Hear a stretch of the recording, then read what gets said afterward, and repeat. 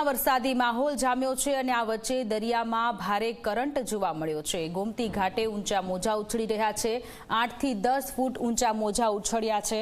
સહેલાણીઓ અનિચ્છનીય ઘટના ન બને તે માટે ચુસ્ત પોલીસનો બંદોબસ્ત ગોઠવાયો છે। તો દ્વારકાના આ દ્રશ્ય છે, ગોમતી ઘાટના આ દ્રશ્ય છે જે 24 કલાક પણ આપને અપીલ કરી રહ્યું છે કે દરિયાકાંઠે દરિયા કિનારામાં નજીક ન જાઓ કે જેથી આપનું જીવ જોખમાય નહીં। વરસાદી માહોલ વચ્ચે દરિયામાં ભારે કરંટ જોવા મળી રહ્યો છે અને ગોમતી ઘાટ પર અત્યારે પોલીસનો ચાપતો બંદોબસ્ત પણ જોવા મળી રહ્યો છે।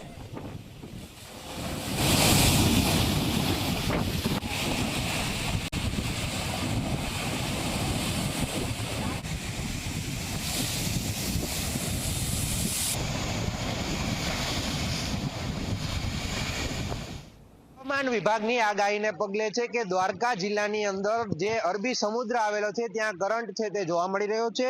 સાથે જ વાત કરીએ તો જે હવામાન વિભાગ દ્વારા જે આગાહી કરવામાં આવી છે કે જે દક્ષિણ ગુજરાત છે કે જ્યાં પર છે તે વરસાદ છે તે અતિ ભારેથી ભારે પવન સાથે છે તે વરસવાની શક્યતા છે તે કરવામાં આવી છે। જે રીતના હવામાન વિભાગ દ્વારા જે 3 સિસ્ટમ સક્રિય થતાની સાથે જે આગાહી કરવામાં આવી હતી તેને લઈને આજે અરબી સમુદ્ર જે દરિયાકાંઠા વિસ્તાર છે કે જ્યાં મોજાઓ છે તે ઉછળી રહ્યા છે।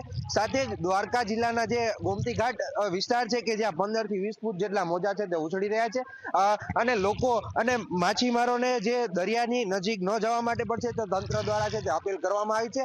સાથે જ ગોમતી ઘાટ પર છે તે લોકો છે તે આ મોજાનો છે તે આનંદ લેવા માટે છે તે ક્યાંક છે તે જોવા મળી રહ્યા છે અને જે સાવધાનીપૂર્વક જે તંત્ર દ્વારા છે તે અહીંયા જે પોલીસ જવાનો છે તેને પણ છે તે તૈનાત રાખવામાં આવ્યા છે। જયદીપ લાખાણી, જી 24 કલાક, દ્વારકા।